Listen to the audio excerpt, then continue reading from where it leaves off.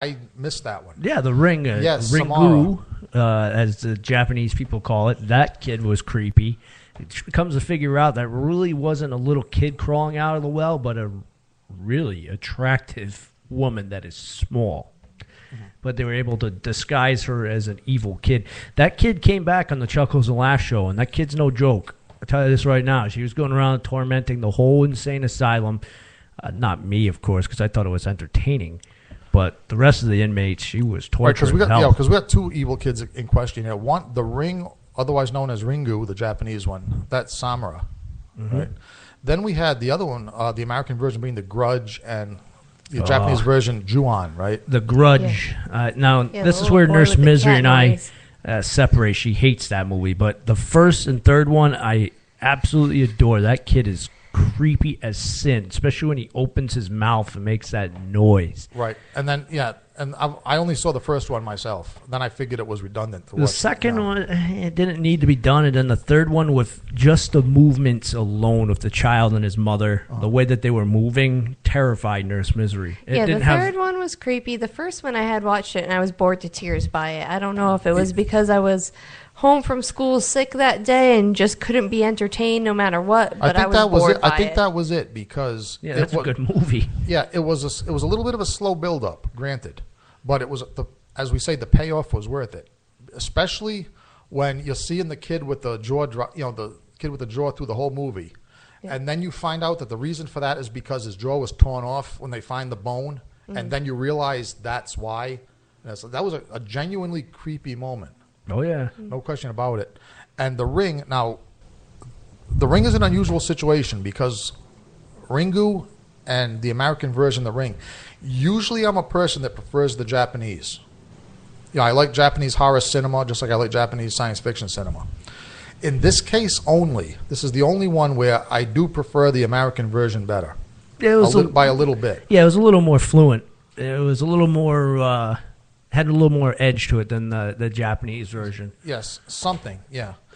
And I'll tell you, now that you got me thinking about the Ring, I'm going to have to go watch that again when I get home. Because, Samura, that was a perfectly made movie. Like, it can be done. Because they show you a bunch of horrible shit, and then they start to explain it little by little. And everything they explain, you say, oh my God, yeah. Right? It all makes sense, and every time they have a revelation about why something is happening, it gets worse and worse and worse. Until you find out that the reason you have 7 days to live between the time you watch the video and the time that she kills you, because the 7 days was how long she lived down in that well. Yeah. And that to me is one of the greatest, how long it took her to die in the darkness. And that is one of the most evil punchlines. Yeah.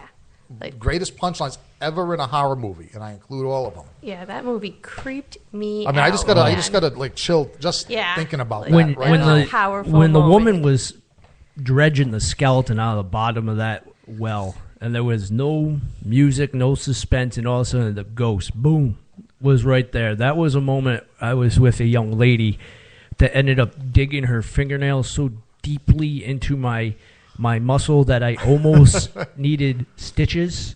Right. I wanted to throw her across the room, and I said, "You had to have known something bad was coming up. She's down in a well with a skeleton." Well, they didn't play any good music. See, and that's the thing. That's the key. People rely on it. At this point, it's become such a horror movie cliche. Yeah. The music comes before the scare. Yep. So then you can prep yourself. Yeah, that's how simple it is to manipulate human nature. Now, how many of us at this table, well, I will say I did it, after watching that movie, called their friends, and now don't have those friends? You mean telling them to watch it? No. Right after that movie, got on the phone and called someone. No, I didn't. You never did that? I didn't do the 7-day prank call. Actually, I have never done a prank call in my life. Wow, am I the only one in this room that did that? That never occurred to me, actually. Actually, if you had done that, unless they had watched The Ring before you did, they wouldn't have got it anyway. Well, I just go upstairs. No, he's saying they watched it all together in a room. Then he snuck upstairs and with called the their cell phone. Gotcha, Yeah. with the people you watched it with. Yeah. You guys didn't do that? No, you know why? I Because was I made. too young to have a cell phone when that came out. I guess I'm a rotten bastard. Well, no. I think the problem was I made the unfortunate mistake of watching that movie by myself, which is probably why I'm as warped and traumatized. That's one of the reasons why I'm as twisted as I am now. Because I'll tell you, yeah, that movie, and I'll tell you, I've been watching horror and written horror for a long time. It takes a lot to literally scare me. That movie did it. Yeah. Like I say, it has all my praise. It did it. Yep, doesn't happen often. But now the only thing and I think it's a good thing that they made one sequel, right? Yeah, of The Ring. The sequel is good. It was okay, but then they dropped it, and I think that's a good thing because you can't really make a franchise out of Samra. Yeah, You can't. There's no place to take it, No. and The movie was done. right. When the credits rolled, it was over. Yeah, it made sense how the sequel came about because there was a leftover VHS copy of it. Right. So well, they yeah. justified the sequel, but it wasn't necessary. Yeah. And to Right. take it further, not at all. Yeah. It had a very neat closing at the end of the first one. The second one was just like, whatever, try and make more money. Now, to add scare to that, now, you know where my last asylum I was in, it was actually haunted by other things besides me. And we were watching that down in a dark, damp Haunted basement.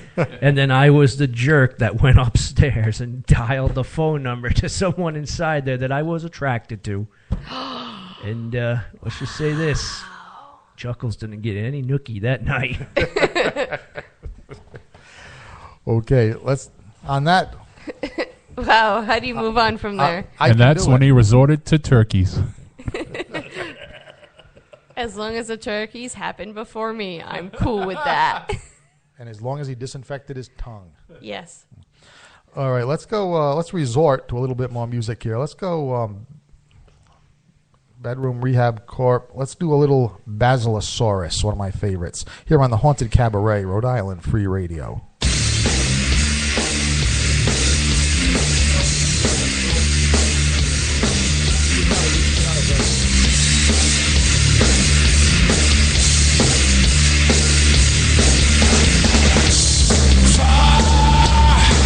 In the sky, telling all too much.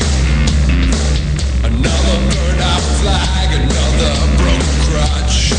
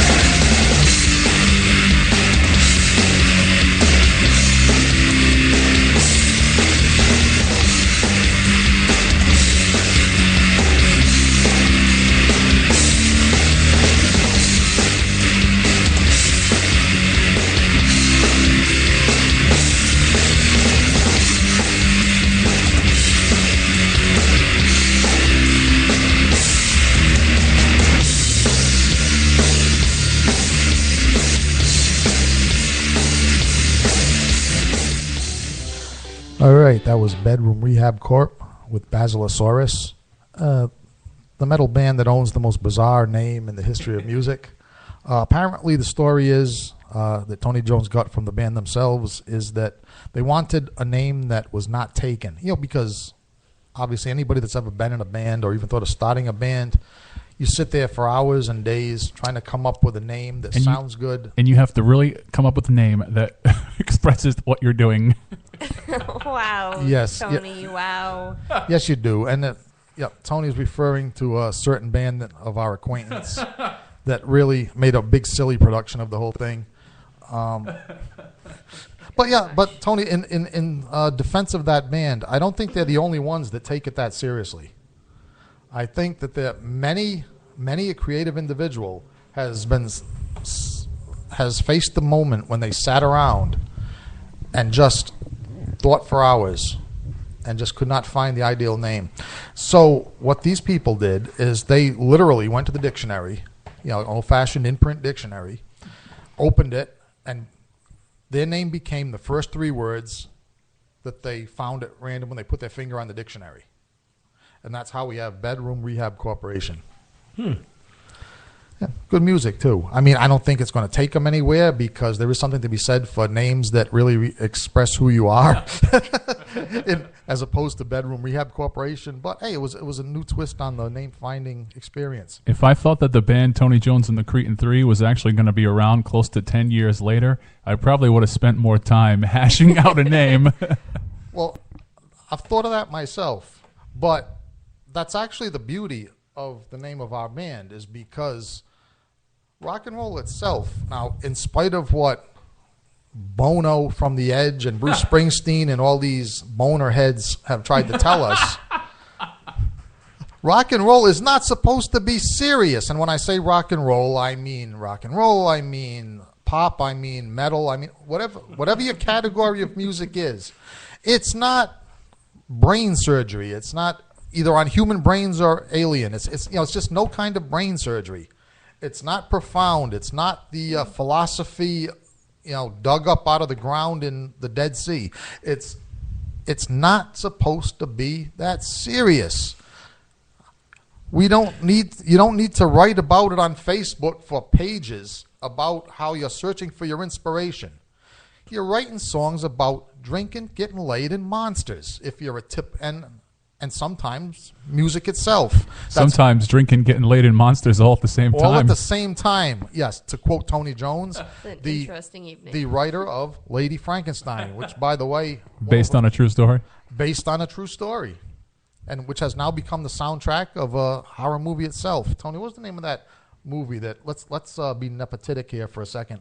What's the name of that movie that we have a soundtrack? Dr. Frankenstein's House of the Hungry Undead. Sounds pretty good, actually. Yeah, I haven't checked it out yet. You guys should watch it and review it. Yeah, the funny thing is that so far the reviews we've seen of the movie just review our music and that's it, and it stops right there. But yeah, so we'll have to give the music a watch. We'll have to give this movie a watch for ourselves, and I'll let you know what we think of it on this very show in the future.